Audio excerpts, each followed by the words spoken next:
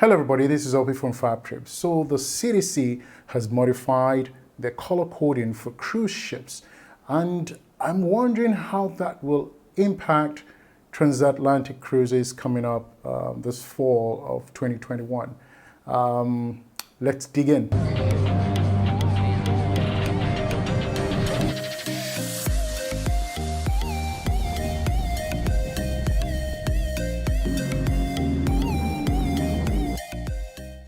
So first of all, it's good to be back in the smiling coast of Gambia after about 2 months in the US. Anyways, I believe late last night, the CDC released a modified color coding for cruise ships. Now, if you don't understand what the color coding criteria is, I will leave a link below for you to read through and understand yourself. But in a nutshell, what it means is this. The CDC initially had 4 color codes: green, red, yellow, and orange. For the red, essentially means once a threshold of cases on the ship has been reached. I think it's 0.7% of guests, 0.7% of the passengers on the ship have COVID, then the ship will have to return back to port and or delay the next sailing. That's color code red. As of today, no ships have a color coding of red. And just so you know, I'm talking of cruises that are actually operational right now, and you'll see restricted written on them. For yellow, it means the cruise ship is under investigation. For orange, it means that the cruise ship is being monitored. And green means there are no reported cases. Of course, there are different thresholds for the yellow and orange as well, but I'm not going to delve into that. But what the CDC has done is they have now introduced gray. Now, let me let a little bit of my pet peeve out of here. First of all, gray is not a color. Gray is a shade. White is the presence of all colors, and black is the absence of all colors. And anything between black and white is simply just a shade, not a color. So now that that is out of the way, let's talk about the gray status that the CDC has added to the color coding for cruise ships. So what does the gray status mean? Well, the gray status essentially is a new status that was created by the CDC to deal with cruise ships going in and out of Florida. And the reason why they have made a difference between cruises going in and out of Florida and all other parts of the country is because earlier this year, the state of Florida filed a lawsuit against the CDC and essentially saying that the CDC should have no authority over cruise ships in the state of Florida. While that suit was ongoing, the state of Florida now filed an injunction essentially asking the courts to suspend the authority through the CSO, that's the conditional sale order, that CDC has over cruise ships in the state of Florida. The state of Florida won, and the CDC appealed. The CDC lost the appeal.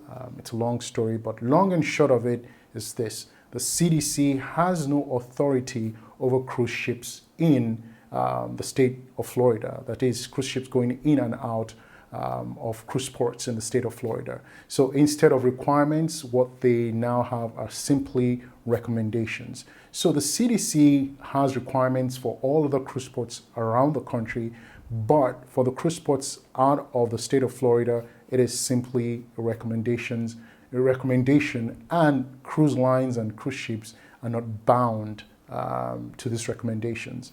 So the gray status essentially says that cruise ships who do not recognize the CDC's recommendations or requirements, essentially if they don't submit themselves to the CDC requirements, to the CDC recommendations as requirements, they'll be listed as gray. However, if they submit themselves to the CDC recommendations as requirements, then they fall under the different other color codes. That's green, yellow, orange, and green and red. So that's what the gray status means. And here's what it looks like. I mean, if you're looking at the page, you'll see what it is.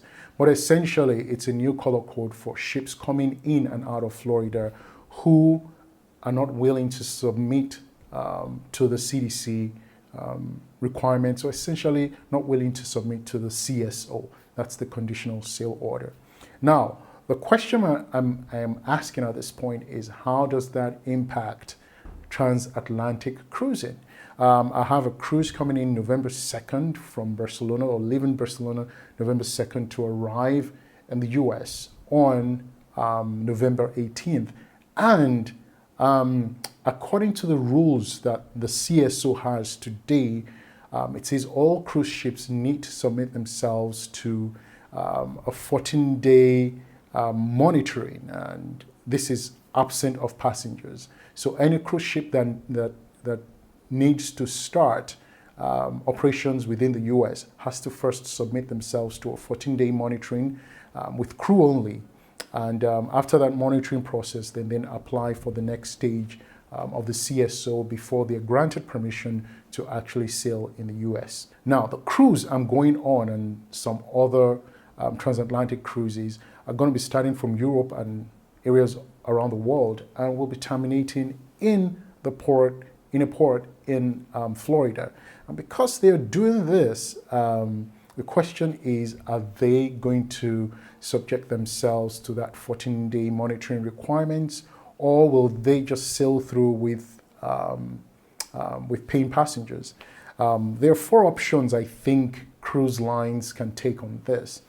The first option, obviously, is submit themselves to the CSO, and what that will mean is simply the cruise lines would then cancel all the transatlantic cruises and come in, sail into the US port and go through the requirements of the CDC and eventually get approval to sail. That's one option.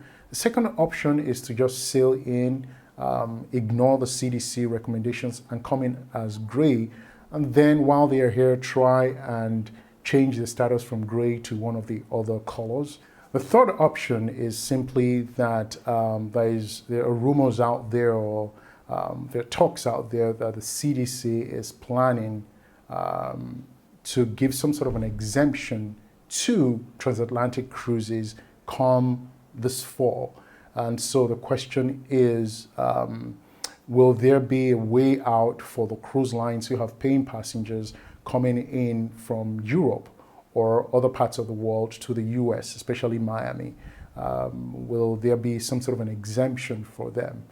The fourth one is the CSO, which comes to an end October 31st, may not be extended. And once the CSO is over, all the CDC requirements at that point essentially becomes recommendations and non-binding to the cruise lines. Now, I don't know which one is going to happen. I'm not sure what the CDC is going to do.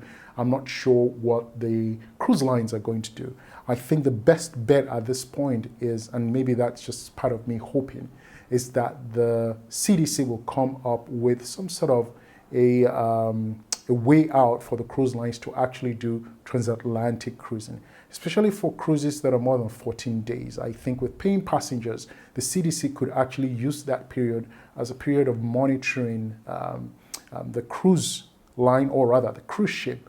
Essentially, if the cruise ship already has a good history of following what the CDC guidelines are. And as far as I know till date, even with the explosion of the Delta variant, no cruise ship till date has gone to the red.